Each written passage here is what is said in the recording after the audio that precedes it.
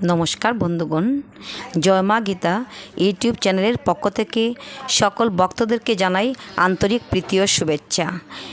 শুভ নববর্ষের প্রীতি ও শুভেচ্ছা জানাই সবাইকে। আজ আমি একটি নতুন জায়গায় এসেছি, দুর্লভচড়া বালিয়া নামক গ্রামে। দেখুন সেখানকার পরিবেশ, সেখানকার ভক্তবৃন্দগণ, আমার মাতৃবর্গ ও পিতৃবর্গ উভয় বর্গই রয়েছেন। অত শান্ত পরিবেশ। তো ওনারা সবাই এসেছেন শ্রীমদ্ ভগবত গীতা পাঠ শ্রবণ করার উদ্দেশ্যে। তো ভক্তগণ, আপনারা থাকুন আমাদের সঙ্গে। শ্রীমদ্ ভগবত গীতা পাঠ কীর্তন করা হবে, আপনারা আমাদের সঙ্গে থাকুন।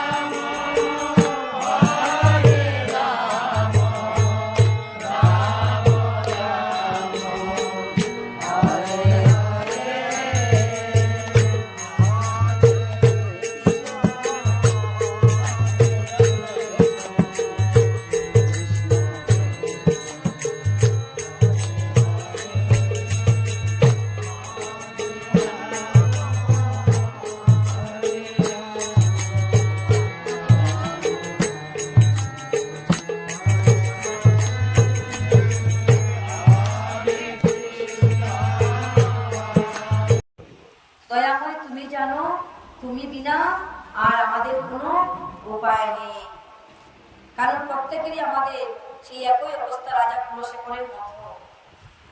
তিনিও আমাদের মতোই মানুষ, কিন্তু তারা ভগবানের রঙ্গরাত্ম শ্রীচরণে মনকে আত্মসমর্পণ করিতে পারিয়াছেন, আর আমরা হয়তো পারিনি। কিন্তু আমরা চেষ্টা তো করে যাচ্ছি। আমরা যদি চেষ্টা করে থাকি তাহলে প্রাণ গোবিন্দ একদিন না হয় একদিন ঠিক আমাদের ডাকে সাড়া দিতেই হবে।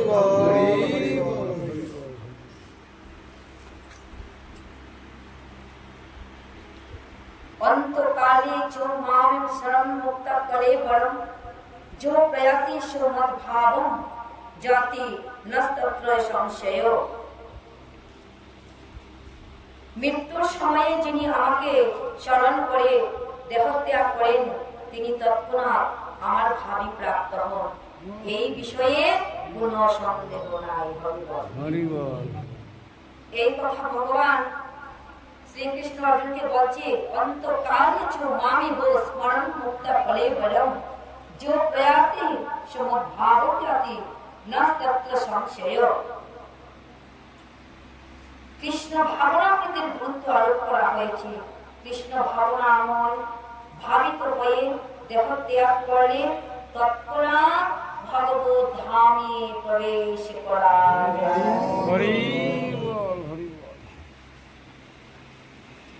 পরমেশ্বর ভগবান সকল শুদ্ধ সত্তার মধ্যে শুদ্ধতম।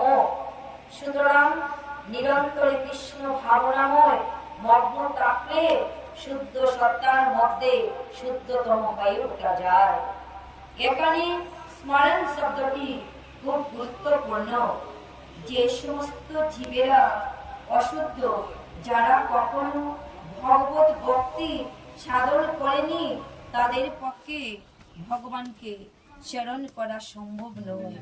তাই জীবনের সূচনা থেকে কৃষ্ণ ভাবনার অনুশীলন করা উচিত। জীবনের সূচনা থেকে, অর্থাৎ আমরা যখনই আমাদের বুঝার কিঞ্চিত মাত্র ক্ষমতা, কিঞ্চিত মাত্র আমরা বুঝিতে পারি, সেই সময় থেকেই যদি আমরা বলছি জীবনের সূচনা, সেই সময় থাকতেই যদি আমরা ভগবানের শরণাপন্ন হই, জীবনের শেষে সার্থকতা অর্জন করতে হলে শ্রীকৃষ্ণের শরণ অপরিহার্য। সেই জন্য শ্রীকৃষ্ণকে মনে রাখতে হলে সর্বক্ষণ অবিরাম ভাবে হরে কৃষ্ণ মহামন্ত্র কীর্তন করিতে হবে। আমি দেখছি এই দুর্লভছড়া, বালিয়া বা দৌলতপুর, রামকলের সবাই এত নামের প্রেমে তারা মাখামাখি, যে নাম বিনে তাদের কাছে আর কোনো গতি নাই। আমার খুবই ভালো লেগেছে আপনাদের ওখানে এসে, আমার খুবই ভালো লেগেছে। আপনারা সবাই একে অপরের প্রতি এত প্রেম, এত ভালোবাসা, এত উদার মনের মানুষ আপনারা। তাই আপনাদের রঙ্গরাত্র শ্রীচরণে আমি কোটি কোটি প্রণাম না জানিয়ে আর থাকতে পারলাম না। বাবা আশীর্বাদ করবেন আপনাদের মতো যেন আমারও জীবনটা হয়।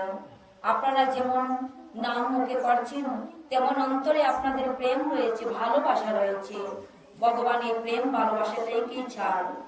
আর স্বামী বিবেকানন্দ বলিয়াছিলেন, জীবে প্রেম করে যেই জন, সেই জন সেবিছে ঈশ্বর। জীবকে ভালোবাসো, জীবকে ভালো না বাসিতে পারিলে পরমেশ্বর ভগবানকে লাভ করা যায় না। জীবের মধ্যে ভগবান রয়েছে, সেই জন্য বারে বলছেন জীবকে ভালোবাসো। শুধু ভগবত সেবা, ভক্তের সেবা ছেড়ে দিয়ে ভগবানের সেবা করলে এই মন্দিরে ভগবান পাবে না। আমার অগ্রে, আমার সঙ্গে সঙ্গে এই ভগবত ভক্তের সেবাও চাই।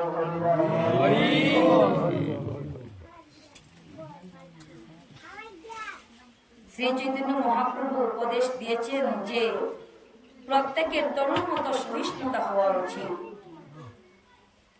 তরুণ মতো সহিষ্ণুতা, তরু হচ্ছে বৃক্ষ, গাছ, সেই জন্য আপনাদের ওখানে গাছও প্রচুর আছে।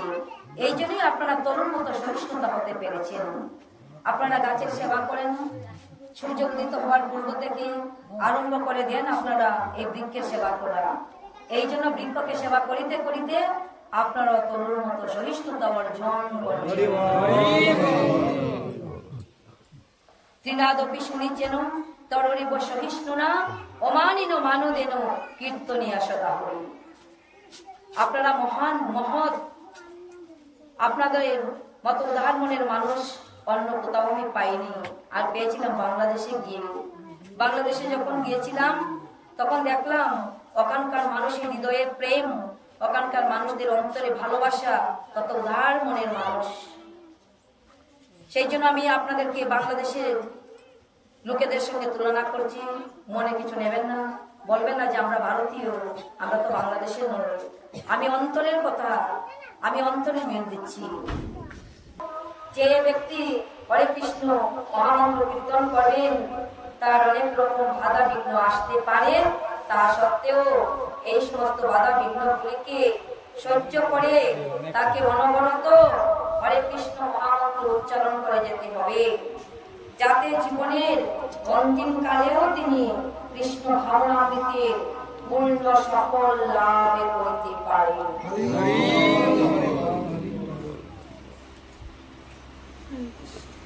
जम जम भावी स्मरण भावो तेजोति कले परम तम तमेकोति कंते सदा तद भावावित। जम जम भावी स्मरण भावो तेजोति अंति कले परम तम तम एव एति कंते सदा तद भावो भावित। অন্তিমকালে যিনি যে ভাব স্মরণ করে দেহ ত্যাগ করেন, তিনি সেই ভাবে ভাবিত হয়ে ভাবিত তত্ত্বকে লাভ করেন।